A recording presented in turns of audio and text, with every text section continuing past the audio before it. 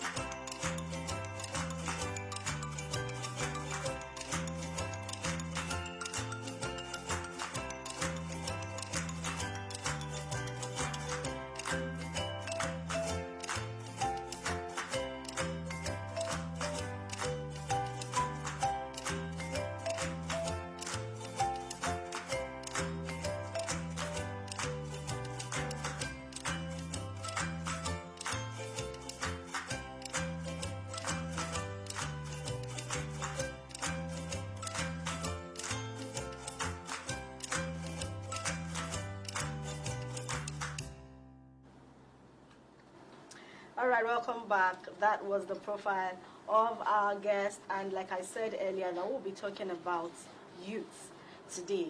You will agree with me that that profile is robust and very, very intimidating. She is no other person but our very own Adetola Akinola, a serial entrepreneur. When you hear serial, back to back, from one to one to one to one, and she's really doing well in a field of, professionalism, and she's somebody who knows her onions, and she's not a greener at all in her field. And like I said, we'll be talking about the World Youth Skill Day. You're welcome. Thank you very much. It's good to be here. It's nice to have you. Thank you. Welcome. All right, so quickly, let's talk about the significance of, unlike every other World Day celebration that, we are very, very conversant with. I think this one is basically for the youth. Youth Skill Day. What is the significance? Okay, well, so 15th of July has been set aside as a day by the United Nations to talk about and to try to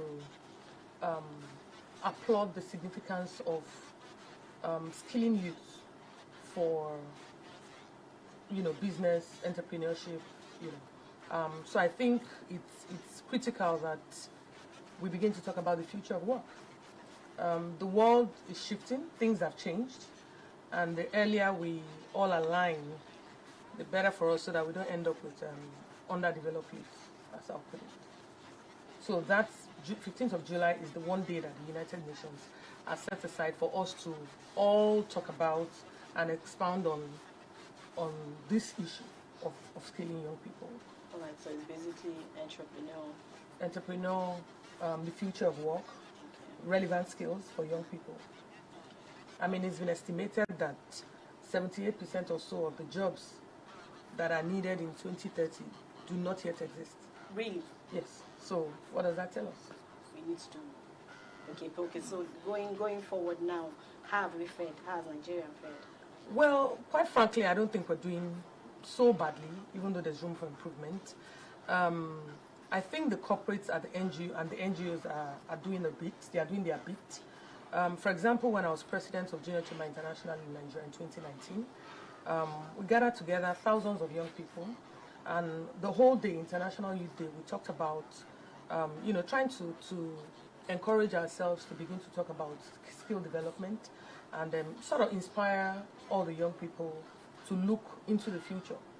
I mean, and I know between then and now a whole lot has happened. I'm aware that the current president also has his focus on skill development for young people, and I know that a lot has happened this year. So I know that organizations like JCI are doing a whole lot, but imagine that the government also, ours would be like a drop in the ocean if the government focuses on skill development for young people. Whether we like it or not, there's already a shift. See what the COVID-19 pandemic came with, and so many countries have not even recovered from it. So the like I said earlier, the earlier we begin to look very critically and deliberately in this direction, the better for us. So as a nation, I don't think we've done badly, but I also want to use this opportunity to also encourage the government to look very critically in this direction and try to use what the not-for-profits, the corporates, the NGOs have done as like a yardstick or like a framework to develop. Government's involvement will go a very long way. That's, I think, should be the focus going forward. Interesting. Adetola, when you talk the way you talk, I cannot but, She's an evangelist. Yeah, Evangelist Adetola. At a time like this, all of us are evangelists. Yes, indeed. So, I was listening with rapt attention, and one thing that keep, reoccurring from what you're saying is about skills, which, of course, the day we're talking about has to do with. Now, we hear this often. You also mentioned the government, and feel as though what we get from, do I say the government now, or the society generally, is that Nigerian youths are not adequately skilled for today's challenging employment markets. What's your view on that? Well, I would not totally agree with the fact that we are not adequately skilled. I'm aware, though, that there's room for improvement. I also think that generally, the future of work is what everyone's focus should be on. What it used to be, going forward, it will no longer be this, the narrative will change. Okay. The narrative is already changing. And I think that people are, what I would say that young people should focus on is trying to begin to equip themselves for the future of work. It's not just acquiring skills, and skill acquisition goes beyond employment, and it's not enough to just acquire skills. Acquiring the relevant skills is actually what's most critical.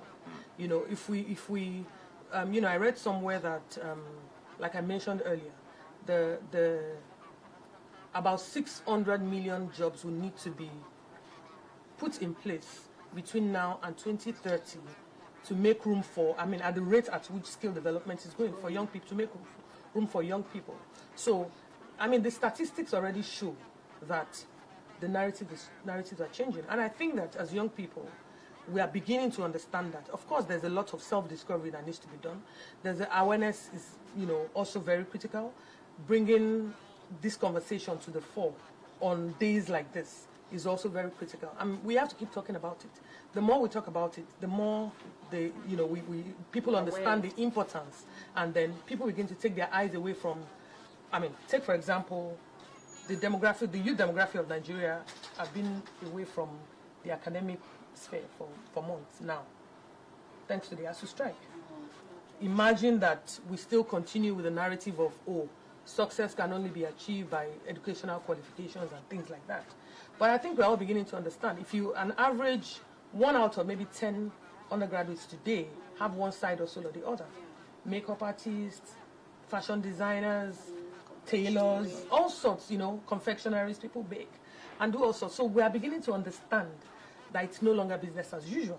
So I do not completely agree with that narrative, but I do agree that there's room for improvement. And I think a way that, just as NTA is doing, a way that we can, whatever we can all do to support, put the word out there so people begin to understand and people begin to turn, direction begins to face that. I think one way or the other, everyone, is playing their part. So, you are playing your part, I'm playing my part. Imagine that the government moves in very critically with huge focus on this. A whole lot to be achieved. Okay. Detola, well, if you say you do not totally agree with that submission, well, maybe I need to Evangelist for me agrees with you. Okay, well, you don't agree. All right, anyway, that's why we have you here. It's a form of debate. We have our position, you have your own position. A healthy debate. A healthy one at that. But interestingly, there's another thing that I heard very well from what you're saying. That the times are not the way it used to be. Certainly, the challenges are certainly also different from what it used to be. And well, just in case some youth out there have not come to terms with that, Mr. President was quoted recently that saying that there's no job anywhere anymore. So, yeah, it's that time that Nigerian youth need to face the reality. Now, so what are the requisite skills, like you said, what are the requisites that the average Nigerian youth of today need to have, to navigate these challenging times? It's a very tricky question. I'll tell you why. I'd have been able to say straightforward from what we know today. But when we begin to read things like, we need to create at least 600 jobs to meet the demands between now and so period. When we begin to read things like, 78% of the jobs that will be needed within the next so number of years are not even in existence yet, then you begin to wonder. Because none of us here can tell the future.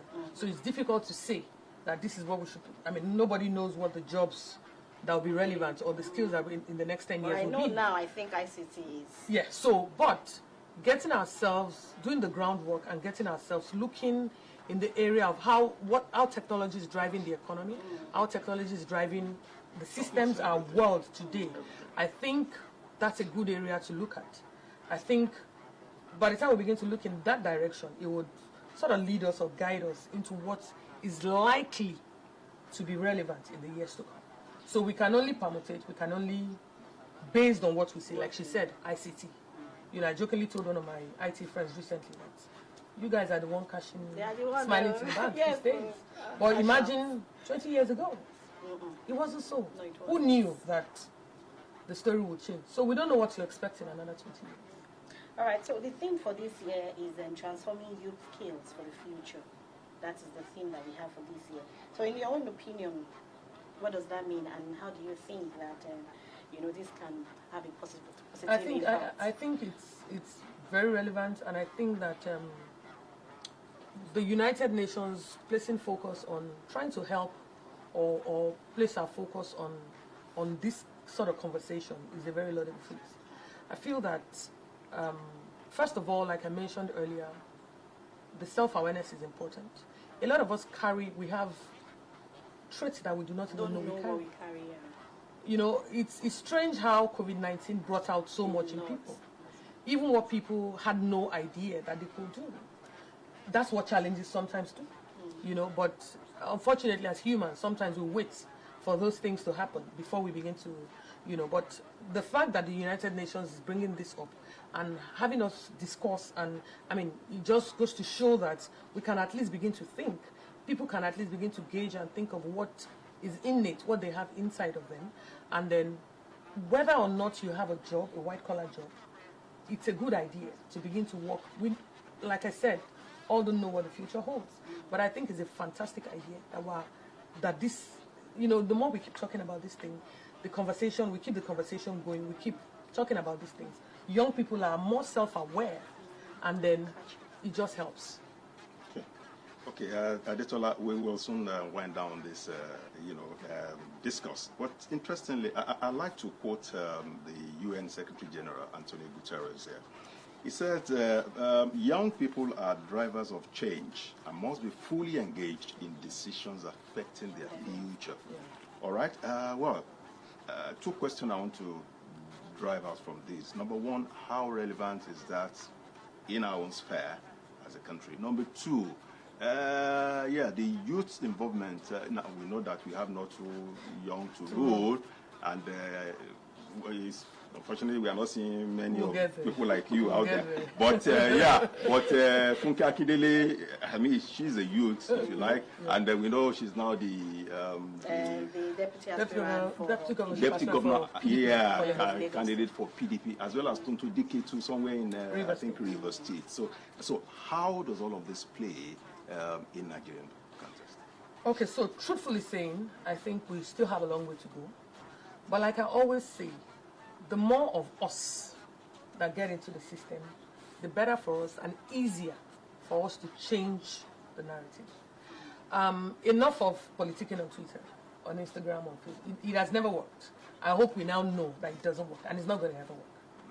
You know, so it's good to see young people beginning to get involved. They cannot do it alone. So the more of us that get involved, the better for us. One, like I hear people say from time to time, nobody's going to hand power over to you. You're going to work.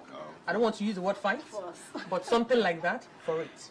So we need to come out of the mindset of, oh, politics is dirty, we don't want to get involved, we don't want to... If we leave it for whoever, they'll run it the way they understand. So if we think we have better ways, better ideas of doing things, then the earlier we begin to step up to this responsibility, the better for us.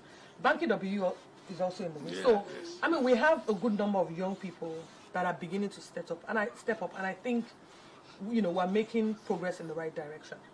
A whole lot more still needs to be done. Okay. There's still a long way to go, but we'll keep at it. I don't think 2023 is when we'll get there, but I believe very strongly that we'll get there. Okay, so well, let me just do as we round up. In few seconds, as much as you can. Look at the camera, evangelize to the youth out there. Evangelize to the youth. Okay, so I'll just say that young people need to get more involved in the issue of skill development. The world is shifting, things are changing. The future of work is where the focus should be. We need to get more involved in developing and take charge, take ownership of our own skills development. We trust that the government will at some point be a bit more deliberate about this topic and this conversation. But while at that, let's keep moving and let's keep winning. Thank you very much. Thank you so much. It's good to have you. Father, it's like you should not leave the set. But you know, we have other guests and other segments that you need. Thank you very much for having me. In fact, it's an eye-opener. It's good that you're here, and I'm sure the youth also listen to everything that you said. So it's time for us to step up, step in the game, and take it over. Thank you so much. Thank you very much for having me. Thank you very much. Let's go on a short break. We'll be right back. We get another guest. Stay tuned.